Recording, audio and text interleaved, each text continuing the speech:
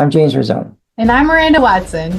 We're the husband and wife writing team that created the military thriller Monroe Doctrine series and the military sci-fi series The Rise of the Republic. We have some additional content we'd like to share with you guys today, and we hope you'll find it informative and entertaining. We're planning to create more videos similar to this in the future. As always, please like, share, and subscribe. Now let's get started. Chapter 31. First RG Corps progresses. 8th August 1990. 1st Republican Guard Corps. Al-Hofuf, Saudi Arabia. It had taken some time, but the 1st Republican Guard Corps lead elements were finally through Al-Hofuf. The Saudi National Guard Battalion had made a valiant last-ditch effort, but ultimately they couldn't stand against the 17th Armored Brigade backed up by helicopters and air support.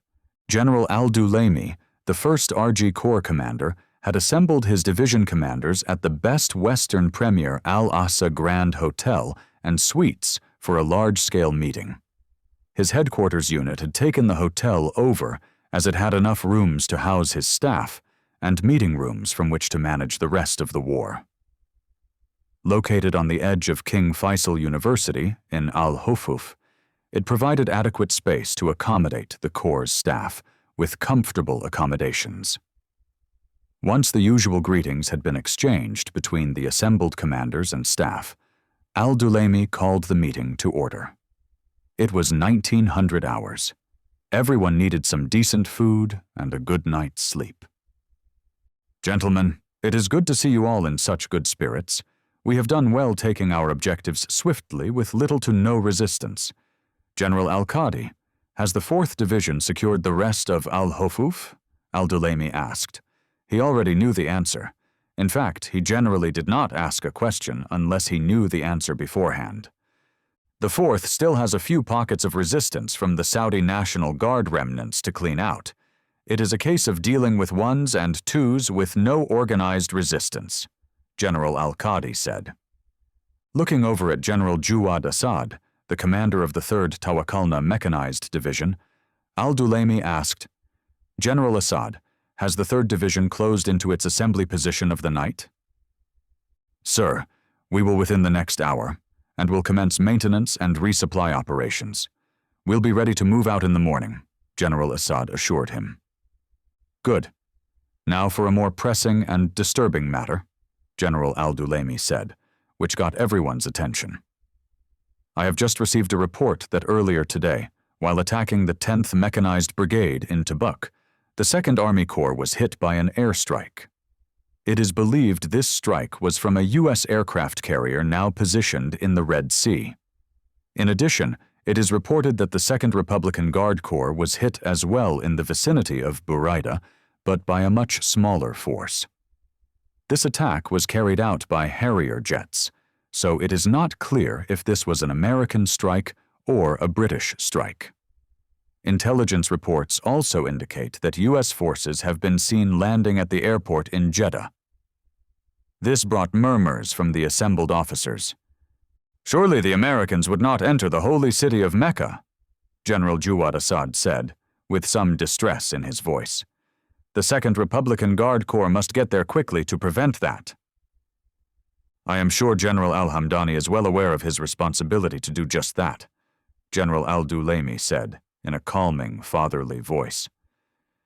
Now, let us look to what we must do in the days ahead. Turning, he walked over to a map on the wall. From here, he explained, pointing at Al-Hofuf, we will attack south with the 1st Hammurabi Armored Division to seize Salwa and Nebak. Then I want them to continue along the coast to Al-Bath. He looked at General al-Ujaili, commander of 1st Hammurabi Armored Division, who acknowledged him with a nod as he wrote down some notes. Once you have reached the coast at Al-Batha, you are to proceed to secure Abu Dhabi. General al-Ujaili had trouble concealing his smile as he knew of the luxury that Abu Dhabi offered.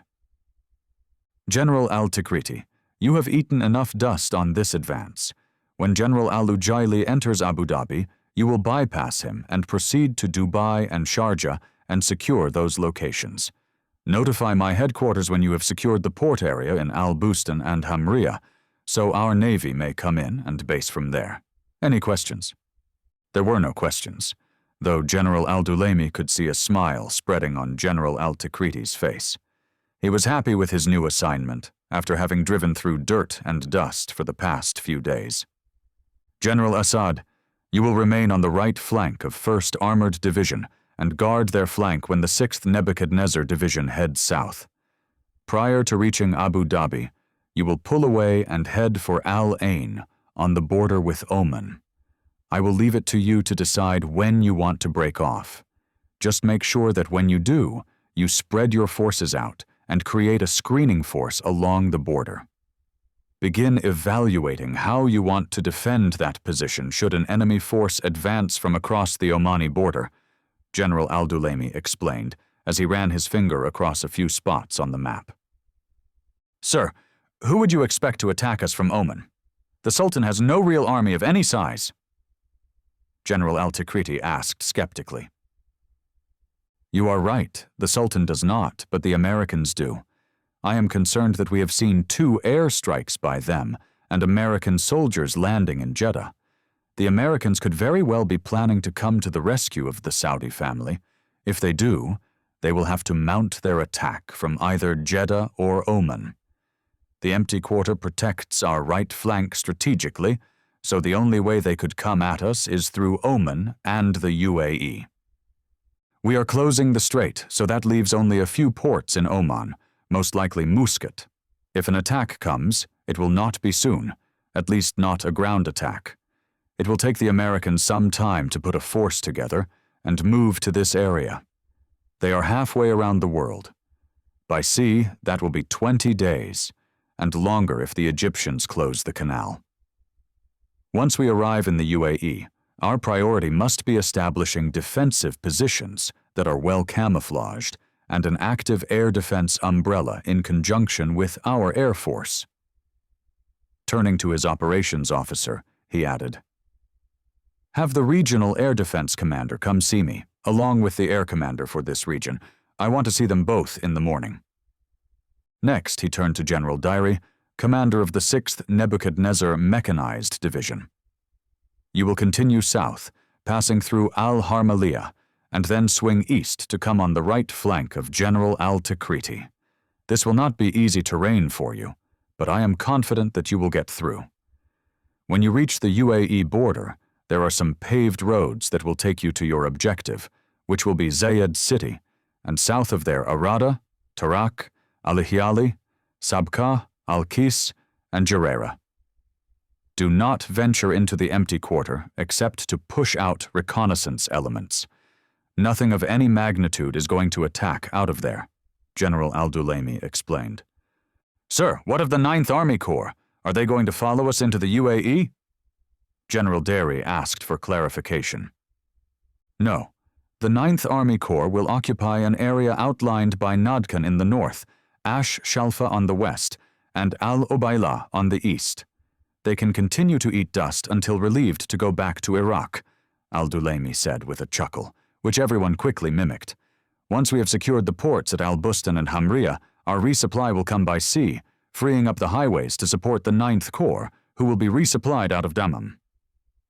"Sir, what of the American Navy? Won't they be intercepting our ships with the supplies?" General Assad asked. "I would not worry about the American Navy. They will not be a problem in the Arabian Gulf after tonight," the general replied with a devilish grin on his face. He knew something was being planned to address this problem, and he was confident that it would curtail U.S. Navy operations in the Gulf. Chapter 32. SF is committed. 9th August 1990. 5th Special Forces Group. Ode 52226. First Lieutenant Promotable Harris's team had been in Oman working with the Omani Special Forces when Saddam had invaded Kuwait.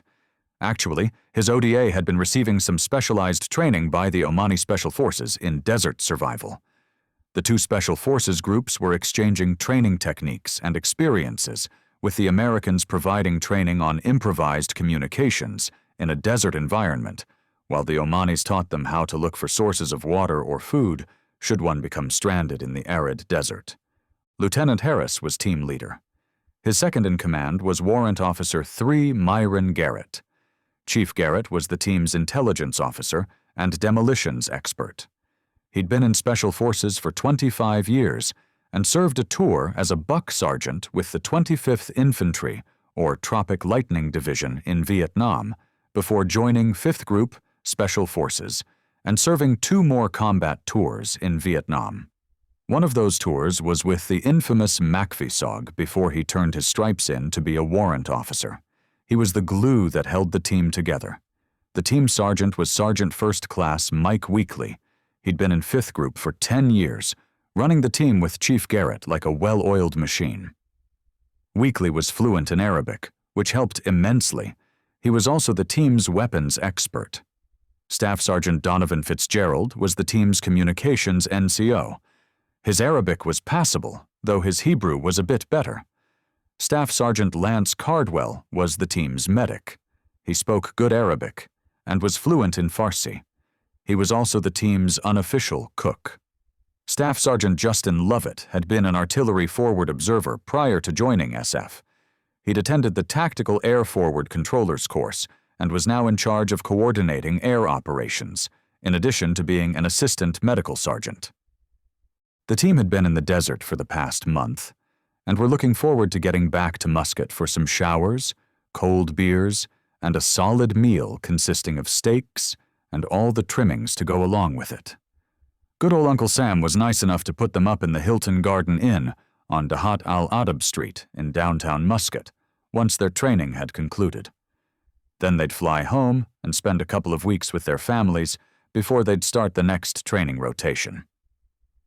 When their vehicles had pulled up to the embassy, they'd started the process of unloading their weapons and other sensitive equipment that would be stored in one of the secured lockers on the compound. Once they'd done that, they'd head over to the Hilton and get ready for an evening of overeating and drinking too much. That was until a gentleman dressed in trousers and a button-down shirt called out, "Lieutenant Harris." The soldiers all looked up at the stranger as he approached them. They could sense something was about to happen. "I'm Lieutenant Harris. What can I do for you, sir?" Harris said, stopping what he was doing as the man approached him. "I'm Colonel Wright, the military attaché here. Let's go for a short walk, shall we?" The colonel headed toward an area of the embassy compound that was open and deserted. Lieutenant Harris trudged after him, wondering, what the hell did we do wrong? The two walked for a few minutes in silence.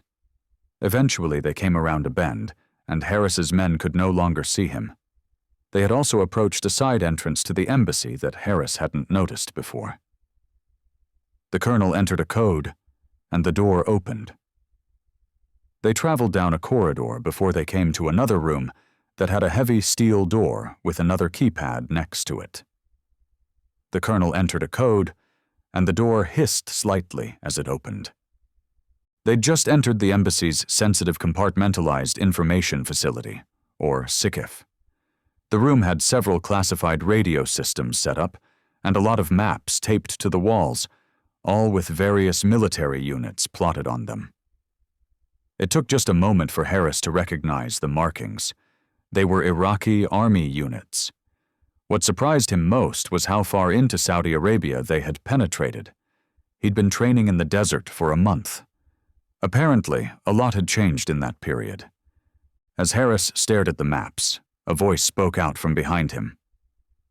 "You ready to go to work, Lieutenant?" "Yes, sir," Lieutenant Harris replied before he turned around. When he did, his eyes registered the 3 black stars on the officer's collar. General Yosak was a tall man, and although very friendly, he could be very intimidating the first time you met him. "Good. That's what I like to hear.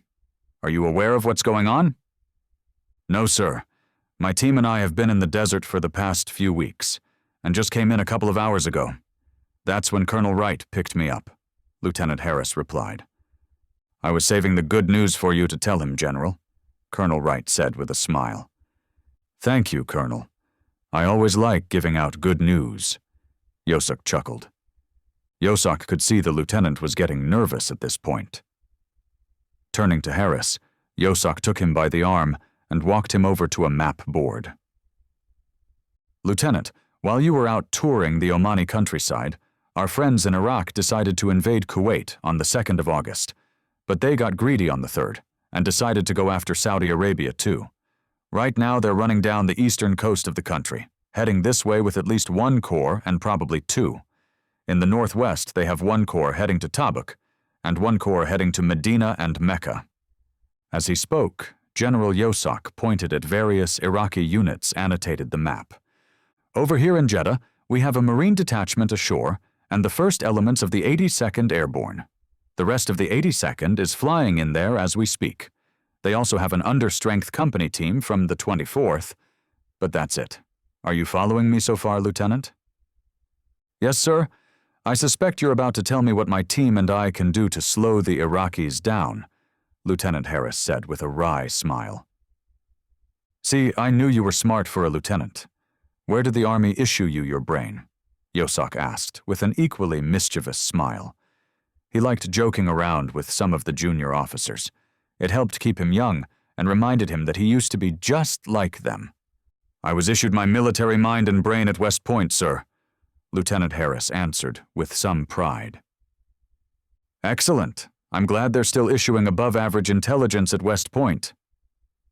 Getting back to business, Yosok turned serious again as he pointed at the map. You see this town right here, Salwa? Salwa was on the coast of Saudi Arabia and sat on a strategically important highway. It connected Saudi Arabia to Doha, Qatar, if you headed northeast, and if you followed the highway south and then east, it'd lead you into Dubai and the United Arab Emirates. Yes, sir. I would say it sits on some important road junctions considering those 2 major highways are the only paved highways in this part of Saudi that go anywhere. I'd suspect if the Iraqis are feeling really froggy, they might just go for the whole pie and take the UAE and Qatar, seeing how fast they've gobbled up Saudi Arabia. Do you have any eyes in that area that might be able to let you know if that's what they're doing? Or maybe cause a little mayhem? Lieutenant Harris asked. Yosok and Wright smiled as they exchanged looks. Lieutenant, you just named your poison. We're inserting your ODA in that area. I want you to find a spot and hunker down. We have satellites that can report movements, but what we don't have is someone that can designate targets for an airstrike. We're going to have you guys bring a laser designator with you. Your top priority is to designate air defense weapons and fuel trucks. We need to clean out the enemy's air defense systems, so our aircraft can get in there more easily. Fuel trucks are also important. Saddam's tanks aren't going too far if they can't stay fueled. I'll leave it up to you to select a hide position you want to use. In the meantime, I'll have you work with some of our satellite folks to look over the area and try to figure out decent hide locations from here. Have Colonel Wright sign off on it, so we have an initial idea of where you'll be. If things change on the ground, keep us informed, so we always know where you are. We can't send you help if you go MIA on us. Got it? Ordered General Yosok as he laid out the plans he had for Lieutenant Harris. The general then reached in his pocket and retrieved a set of captain's bars, which he placed on the table. Before I forget, your file says you're promotable. It says you're supposed to pin on captain in 4 weeks. Well, chances are you're still going to be in the field then, so I'm going ahead and promoting you now. Congratulations, Captain. Harris smiled from ear to ear at the news. It wasn't every day you got promoted by a 3-star general. The general then added, when you call for an airstrike, it'll likely be Navy fast movers. We're still working on getting the Air Force over here to join the fight. Air Force or Navy, they both drop stuff that goes boom. That's all that matters. Good. How soon can you be ready to go? Sir, I need to replenish some equipment, batteries, ammo, MREs, and a few medical supplies. If possible, sir, I'd like to let my team get a good hot shower, a solid 2 meals, and then a nice long night's sleep. Once that's been taken care of, we should be ready to insert. I'd say this time tomorrow should be about right, explained Lieutenant Harris. Yosak smiled at his answer. I like this young officer. He makes a point of taking care of his men over trying to impress a superior officer by overextending them. I knew I was going to like this guy. How about we move your team tomorrow afternoon for a night insertion? Would that fit the bill and give your men the rest they've earned? The young officer nodded in approval. Yes, sir, I believe it would. And thank you for understanding. No worries. A good officer knows to put the safety of his men above impressing some general. As to your insertion, the Royal Omani Air Force is going to insert you via 2 of their Lynx helicopters. They'll fly to Abu Dhabi and refuel. Just after dark, they'll insert your team. Then the choppers will return here. Sir, those choppers can get us there, but they aren't going to have the fuel to get back to Abu Dhabi. What are they going to do? Nice to see you're concerned for their welfare. Arrangements have already been made. A refuel point has been set up along the highway in some god-forsaken stretch of desert. We're not in this fight alone, Lieutenant. Others have a deep interest in stopping Saddam. But enough of that. If there's nothing else, Colonel Wright will go over the rest of the details of your mission. Call signs, frequencies, etc., Yosak said as he held out his hand. Good luck, he added, with real sincerity before he turned and left the room. That night, Captain Harris sat in his hotel room with Sergeant First Class Mike Weekly and Chief Garrett. The 3 of them started studying the map and terrain features of Salwa. They agreed they didn't want to be in the town, as it would be a central magnet for Iraqi forces, both the lead elements and follow-on support elements. Rear echelon soldiers in every army were the same. Find a building to sleep in and set up housekeeping, and never leave. As they studied the map, they were looking for a location that would afford them visibility of both roads and provide a solid hide position for them to lie low for an extended period of time. The challenge they faced was that hiding in the desert was actually pretty hard, particularly when it was the flat, open, sandy type of desert. It was equally hard to hide in any place that offered shade, as those places were hard to find and were typically occupied. Look at this area here between the roads, south of town, Captain Harris said, pointing to a treed enclosure. Sir, that's the only treed area for God knows how many miles. Chances are some rear echelon mothers will roll into there at some point, Weekly said, noting the obvious. Yeah, you're right, Captain Harris agreed and continued searching. Hey, sir, how about this area? Garrett pointed at a mixed rocky and sand dune area further to the south, but between the 2 highways. Captain Harris looked at it intensely for a few minutes. You know, that isn't a bad area. It's too rugged for any support vehicles to come nearby, and it's far enough off the highways that combat units won't come near it. If I'm reading this map correctly and those pictures are accurate, it appears there might be a couple of water holes nearby we can refill our canteens from, Harris explained excitedly. Chief Garrett added, It also has some high ground for observation and defense if we should end up needing it. How far from the roads is it? Harris asked as a follow-up. Sergeant Weekly started measuring it. It's dead center, 12 miles from either road, he concluded. Okay, we could set this area as our base, strike out one direction one night, and hide with the designations on one road.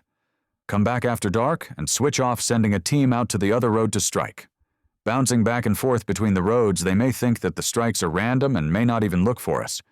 We could even head up to town and designate some targets there to further throw them off, Harris explained. I think we've found our home for the next couple of weeks, Weekly responded. Now can we go get a drink at the bar? Oh, you're buying, Captain. Congrats on the early promotion, too, Weekly exclaimed as he slapped Harris on the shoulder good-naturedly. Chapter 33. Delay the 1st RG Corps. 10th August 1990.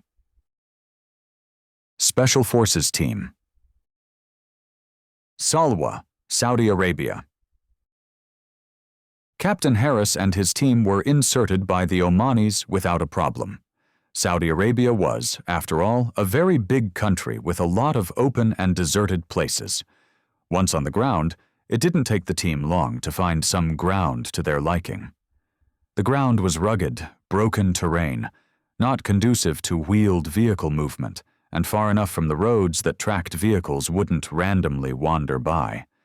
There was some scrub vegetation that would help hide them as well, and water was relatively close by. The only drawback was the tracks of animals. Likely sheep or goats the locals usually tended to. It was something they'd have to work around. The hide location was ideal, and they weren't likely to find many others like this one. "Mike, let's dig under those boulders and set up a hide position for the CP. I want a separate hide site for each of us with mutual supporting fire," Captain Harris ordered as he dropped his rucksack and stretched his back. He was a young man, but the 140-pound rucksack still lacked comfort. "Sir, I'll put our comms in the middle. We can set up our positions around it and the CP." Sergeant Weekly then turned to their comms guy. "Donovan, get your radio set up and contact higher and let them know we're on the ground and all is well. They're going to want a position report, so be ready to send that." The team all knew what needed to be done, so long conversations weren't necessary. This was the way everyone liked it. They were all professionals and knew their respective jobs, as well as the other team members' jobs. As the sun began to come up, the team went to ground, ready and prepared for this mission. "Okay, it appears we're set.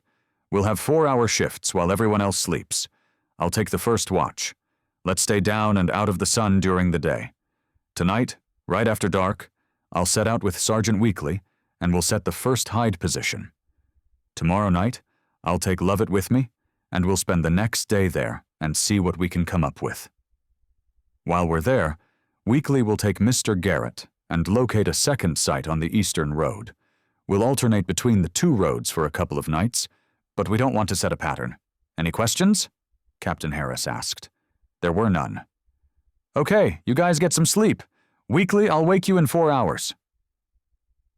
"Got it, Captain," Weekly responded, and went about getting comfortable. The day was uneventful, which was what everyone wanted. From their position, they could see some activity to the north around a farming compound at Al-Sikak, but nothing threatening.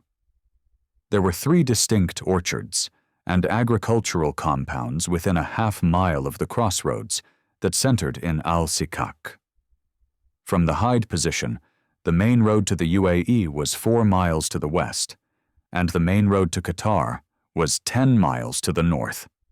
As flat as the terrain was, moving to positions to direct airstrikes would not be a tiring trek across the desert. However, if they were discovered, escape would be almost impossible as there was nowhere to hide. Captain Harris was up as the sun set and contacted his higher headquarters. He wasn't sure who that was, but he suspected it was operating out of Muscat. All he had was a frequency and call sign. Who was on the other end wasn't really that important. Leaving the hide location, he and Weekly only moved a couple of miles at the most, so they traveled light. As they moved across the desert, the landscape changed from the broken, rocky, hard ground to desert sand.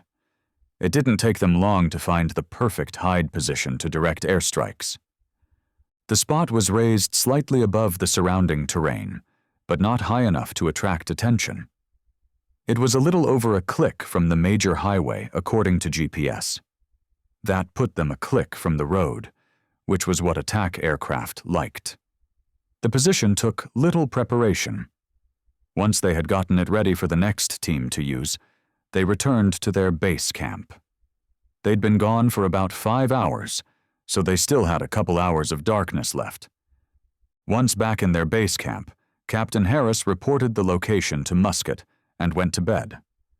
Tomorrow they'd begin moving the laser designator and some other equipment to the overwatch position, and then identify their second position, looking at the other highway. Harris was hoping to be operational and ready to start calling in airstrikes within the next 48 hours. The following evening, Captain Harris and Staff Sergeant Lovett reached the hide position and got themselves set up. Today was going to mark the first day they'd call in airstrikes. They'd also start sending regular reports describing the number and type of equipment they were seeing traveling down the roads and in which direction, all valuable intelligence at this point. A few hours went by before they saw their first convoy. It was a military convoy, transporting what appeared to be some heavy equipment.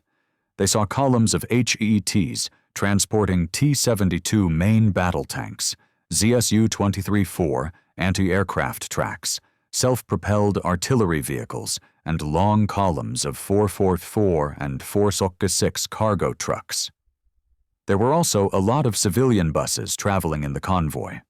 When they looked more closely, they could see they were full of soldiers, likely the crews for the vehicles they were transporting. The lights on the vehicles snaked all the way north to the horizon. These guys clearly weren't anticipating an airstrike being called on them. The vehicles were bunched up and they had their driving lights on, not something a normal adversary would do during wartime. It screamed, "Attack me." "Hey, Captain, Donovan says to tell you that an airstrike has been launched and should be here in about 90 minutes. They'll contact us when they're 10 minutes out to tell us when to start lighting the targets up for them," Staff Sergeant Lovett whispered softly. "Tell Donovan to inform them that the enemy column is traveling with their headlights up. They won't need us to light anything up for them. It'll be like shooting fish in a barrel. They can't possibly miss this column," Captain Harris replied, with perhaps a bit more excitement in his voice than he should have. He was about to participate in the killing of a lot of Iraqi soldiers. When the airstrike was maybe 15 minutes away, a series of events unfolded down near the road, causing Staff Sergeant Lovett and Captain Harris to become concerned. "Shit, it looks like something tipped them off. The air defense vehicles are pulling off the road and getting themselves set up," Captain Harris pondered out loud. "Sir, you think they might have picked up our transmission and know we're here?" Lovett asked with some concern. "No, I don't think they picked up our transmissions. They would have reacted when we sent our contact report and request for an airstrike. Besides, our radios are encrypted and transmit in short bursts to eliminate that likelihood. I think it's more likely one of the AA vehicles caught sight of the aircraft and sent an alert to the others. Or maybe one of the larger SAM systems in Salwa spotted the strike package coming in. In either case, let's start identifying the AA systems and tell the strike package to go for them first." The two of them spent the next few minutes looking through their NVGs and binoculars for the AA vehicles. They found 4 ZSU-23-4 systems that had pulled off the road and activated their vehicle's radar. 4 SA-9 anti-aircraft wheeled vehicles had also pulled off the road, separating themselves from the other vehicles and taking up a defensive position as their own radars started scanning the skies. "How good do you think these Iraqis are at using this equipment?" asked Lovett out of curiosity. Harris snorted at the question. "No idea, but I suppose we'll find out in a few minutes. Let's paint the SA-9s first, and then we can go after the ZSUs," he ordered. Lovett marked the targets with their laser designator, getting their exact locations so Harris could write them down. Once they had them plotted, they made contact with the strike package to give them a heads up about what was waiting for them. They passed along the target coordinates for the SA-9s. The pilots thanked them and said they'd let the Weasels go in first and deal with the SAMs. Then they'd have some fun with the convoy. "You know, both the SA-9s and the ZSUs are regimental weapons. That means these guys are likely part of the 1st Republican Guard Corps," Captain Harris explained. As he continued to watch, he made notes on what he was seeing, to include number and types of vehicles. Overhead, he also noted the sounds of aircraft at altitude, although he couldn't see them. Ours or theirs? Went through his mind. Somewhere high above them, it sounded like a dogfight was going on. Harris stole a glance at the sky, and what he saw almost took his breath away. There wasn't a cloud to be seen. Even with no real moonlight to speak of, there were millions of stars illuminating everything. A twinkle let him know something was up there.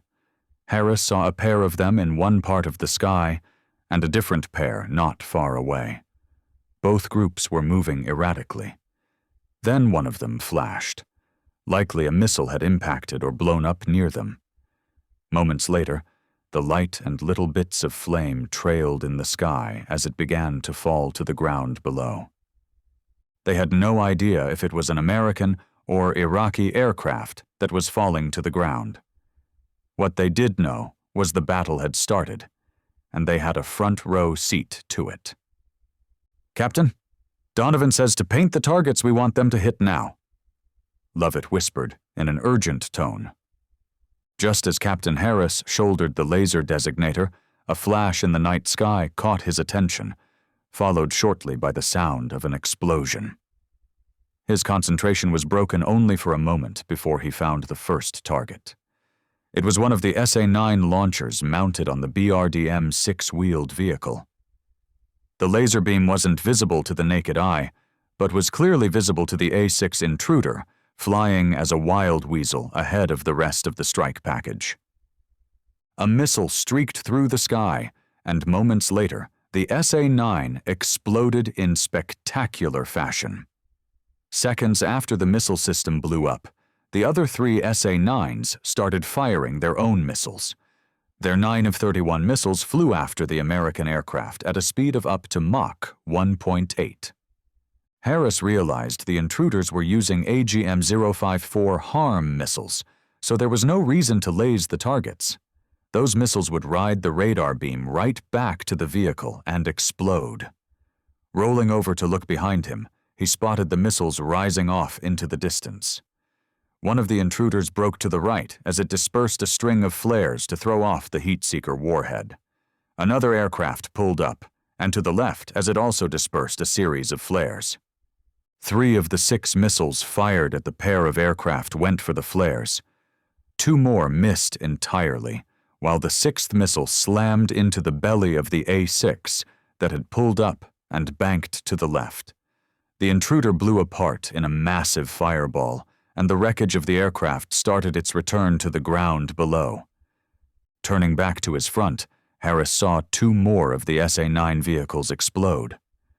The remaining vehicle had backed up and was moving to another position when 2 missiles slammed into its previous position. The missile launcher on the vehicle turned towards the aircraft approaching it and fired off its remaining 2 missiles.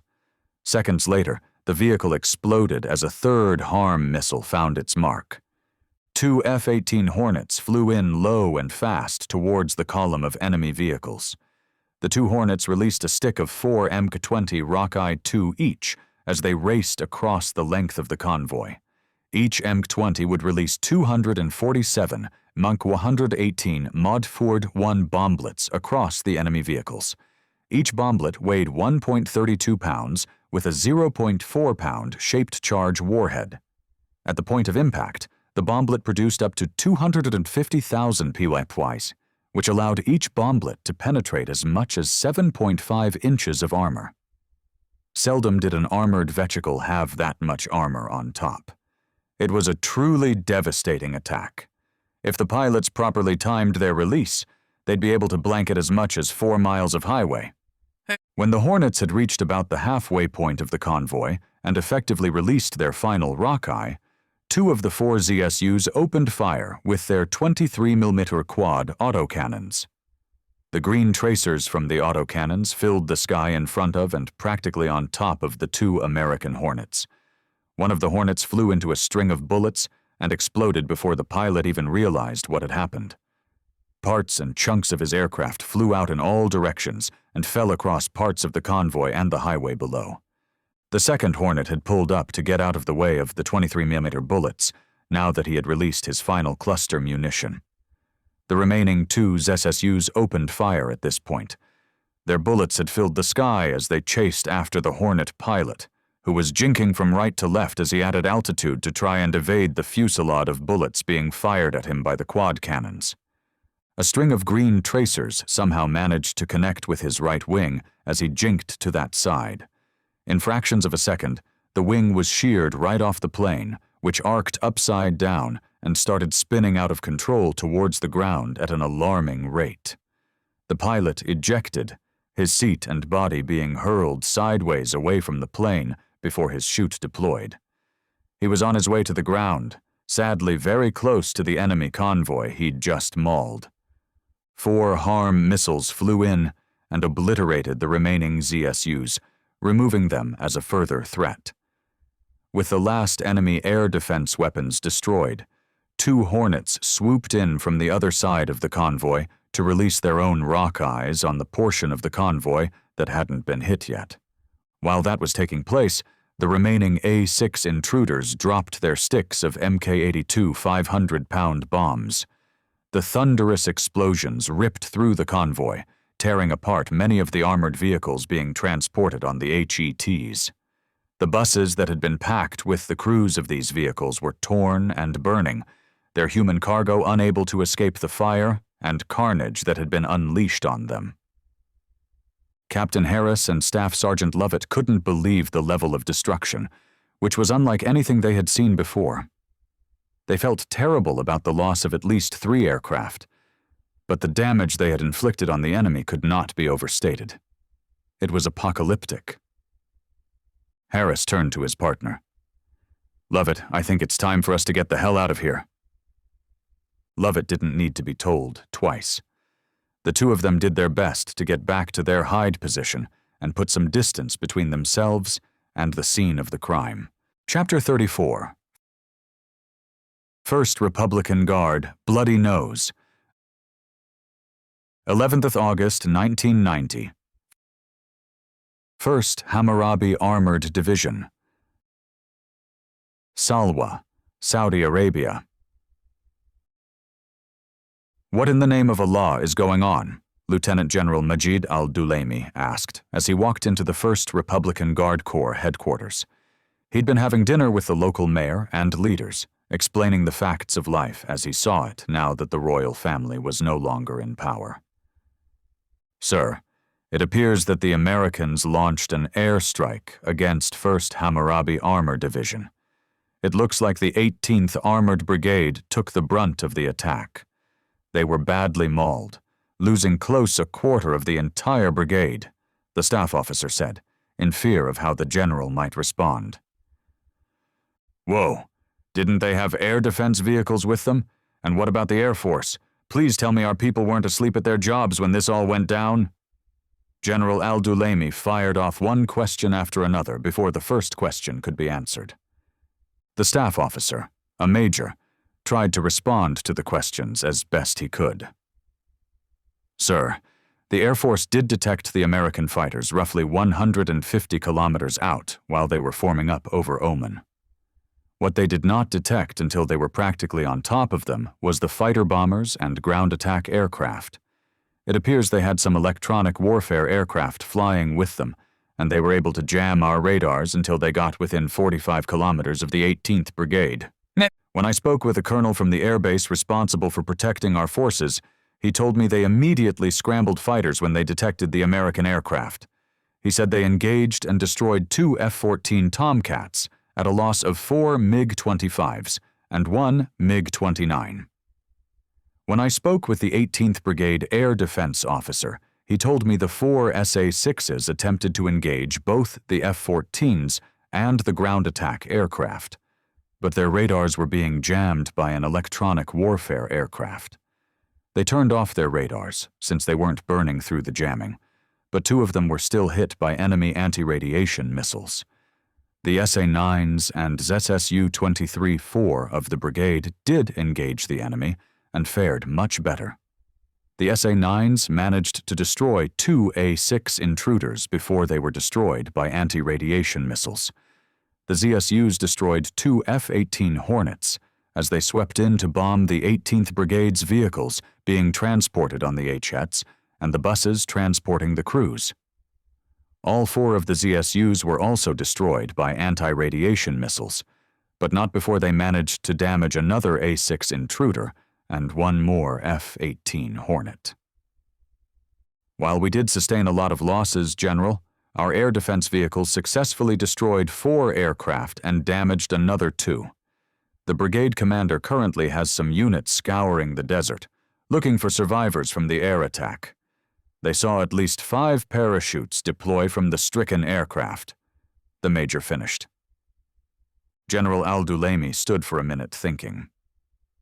"Damn those Americans! Why did they have to enter the war? This is an internal Arab conflict, not something they need to meddle in. We'll have to change a lot of things around if we're going to have to fight off American attacks as well." Turning back to the major, he ordered, "Get me General Al-Rawi on the phone, now." The major left to get the general on the phone. A few minutes later, he came back into the room. "Sir, General Al-Rawi's aide is on the phone." General al-Dulaymi walked over to his desk and picked up the phone. "Colonel, put the general on the phone." He drummed his fingers on the desk as he waited for the general to pick up. "Good evening, General. To what do I owe the pleasure of this call?" Al-Rawi said, oblivious to why his superior would be calling to speak with him. He hasn't been told yet, al-Dulaymi thought. That or he's utterly clueless and incompetent. "General, I'm afraid this is not a pleasant call. About 2 hours ago, the 18th Brigade of the 1st Hammurabi Armored Division was hit by what we believe to have been an American airstrike. It's believed it came out of Oman directly or from one of their aircraft carriers in the Arabian Sea," al-Dulaymi said, attempting to control his anger. "It would appear we had minimal warning for the Air Defense Service, and the Air Force made a dismal showing, losing 5 aircraft to shoot down just 2 of theirs. Worst, the Air Force was unable to engage any of the ground attack fighters that mauled one of my divisions." The more he spoke, the more elevated his voice became. "If the Air Force cannot provide adequate air coverage, and if the Air Defense Force cannot provide protection to my corps, then we should call Saddam and tell him we need to surrender now and go. At the rate your force is performing, the Americans will be able to sweep us off the peninsula within a month." There was a moment of silence on the other end, as General Al-Rawi tried to figure out how to respond to the ass-chewing he was in the process of receiving from a subordinate commander. "General, I was only recently made aware of the recent attack myself. I am still in the process of receiving what happened. First thing this morning, I'll be speaking with Muzahim Sab Hassan al-Tikriti, the Air Defense Commander, and General Hamid Raja Shala al-Tikriti, the Air Force Commander, to find out what went wrong and figure out how we can make sure this type of thing doesn't happen again. Please allow me to work through this problem with my commanders first, before we elevate this to the Minister of Defense or Saddam. This is a minor setback which we knew would eventually occur as it did in Iran. We will adapt and overcome this and continue to support your attack." General al-Dulaymi heard some hurried conversations on the other end before Al-Rawi continued. "We had hoped the Americans would remain on the sidelines of our Arab dispute. It is now obvious they are injecting themselves into a purely Arab affair. The world will condemn these attacks, and soon the Americans will be forced to back down as the rest of the Arab world rallies to our side of things." Al-Dulaymi snorted at the general's optimistic assessment. He had known it was only a matter of time before the Americans got involved. He had hoped they would stay out. But what really angered him was how unprepared the Air Force appeared to be for their eventual intervention in this war. "General, I pray to Allah that you are correct. In the meantime, I recommend we begin preparing our force now to deal with the Americans head-on. Right now, I need you to keep them off my back and let my corps achieve its objectives before the Americans really get involved. Is that understood?" Al-Dulaymi demanded in a very cold, insubordinate tone. At the headquarters of the 17th Armored Brigade, the conversation was a bit intense. Reports were coming in from subordinate units wanting to know what was going on behind them.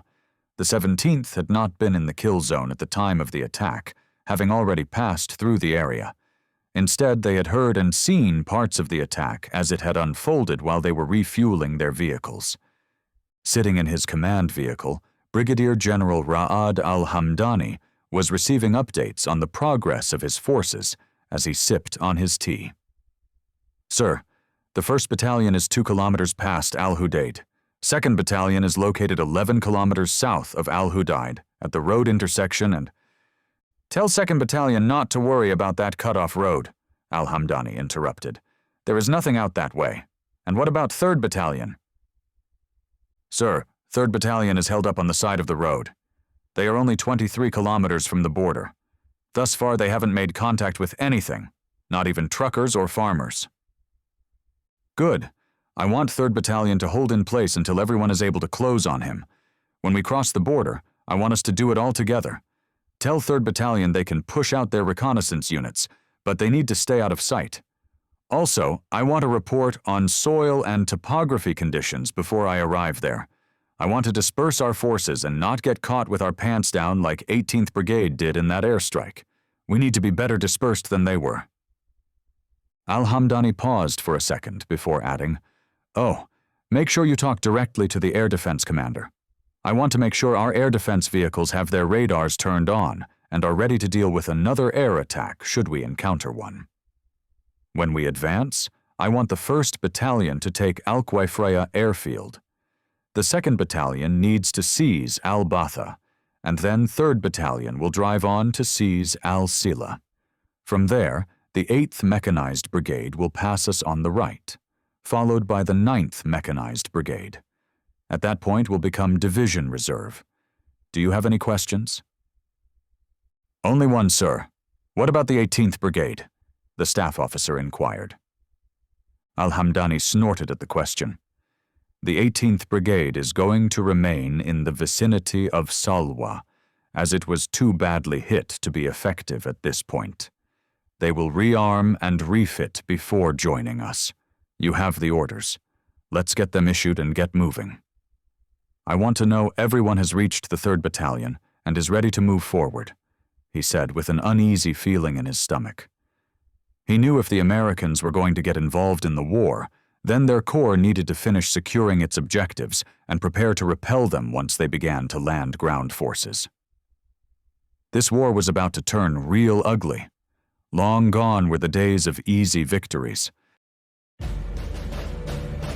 Thank you for watching our video. If you enjoyed it, don't forget to like, subscribe, and hit the notification bell so you'll never miss another video. In the meantime, we have plenty of reading material to keep you busy. You can find it all on our website, frontlinepublishinginc.com.